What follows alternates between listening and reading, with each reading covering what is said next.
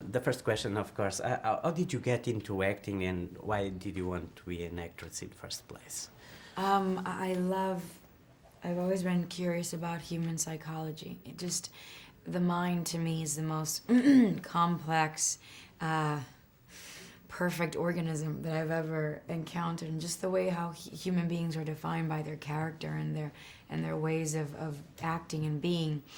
I kind of wanted to play different people, you know, and it was that primarily. And I love role playing.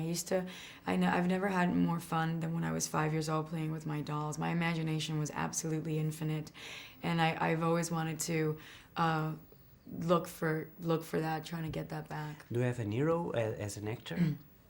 The what? Do you have an hero or a person you like as an actor? Oh yeah. Is there an actor that I like? Yes. Oh, there's so many. There's so absolutely many. Sigourney Weaver and Sam Worthington, which I have so much respect for just how they work and their approach to their character and to a story and their craft. Robert De Niro, of course, because Guy Pearce. I love actors that give it their all. Like actors like Christian Bale that really sometimes take really big risks. But they wouldn't be they just wouldn't be themselves if they didn't give 150% to whatever it is that they're portraying. Meryl Streep, of course, is such an iconic and such an amazing role model too. How did you find a place in the cast of Avatar? How was I cast? Yes. This really amazing casting director who's no longer with us. Her name was Mally Finn. Was putting people on tape and sending them to James Cameron, because he was getting ready to cast for his next movie. That was the most exciting news I had heard in a while, because his last film was Titanic. So I put myself on tape with Mally, and then she told me, bring me a tape tomorrow of you dancing or doing any physical activity, and then because I'm gonna give it to Jim. I think he'll be really curious to know more about you. And then 2 months later, I was in his office in Los Angeles meeting him, and he was the nicest person. He was so generous and so eager to share the Avatar with me and go, this is what the movie's about. He didn't care if I was gonna have the part or not. He just really wanted to share that with me, and he was very he made me feel so important too. Thank you so much for coming. I'm so happy that you responded to my script, and it just made me want to really show him that I was the right person for the part. Did this describe you the world of Pandora?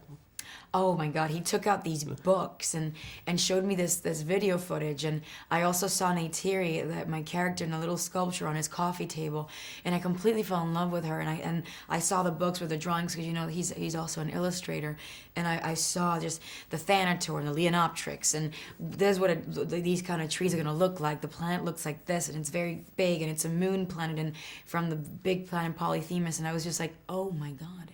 This is just like the movies that I grew up watching and loving. Movies like Dune and Star Wars, or even Terminator, where it's such a unique concept that you kind of want it to. You almost want to see it every week for 2 hours, you know, because it keeps going and going. Mm-hmm. I heard you had a lot of training to play your character. Went to Hawaii, living like a survivor. Can you talk about the experience to build your character? You know.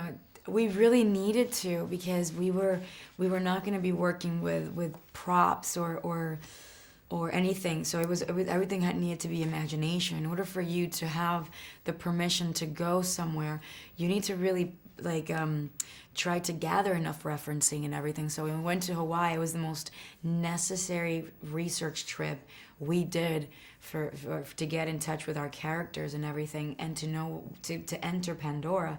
And it was the best thing. And then for 6 months, I was training with martial arts, archery, horseback riding, movement training, language, and it was so much fun. But when we wrapped Avatar, I think I slept for 2 weeks or something. I was so exhausted. One last question. Your character is very proud of the pristine world where she lives.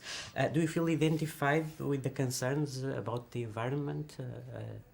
Do I understand what? Yeah. Oh my God, absolutely. If anything, this movie is not meant to be a preachy movie, or to be a movie that would make us feel ashamed or anything. It's an awareness. It's an awareness that this can very well happen if we continue to manifest the way, if we continue to manifest these this poor treatment to and this inconsideration to our environment. And by me saying environment, I'm not only talking about trees and flora and the planet. I'm also talking about cultures and animals.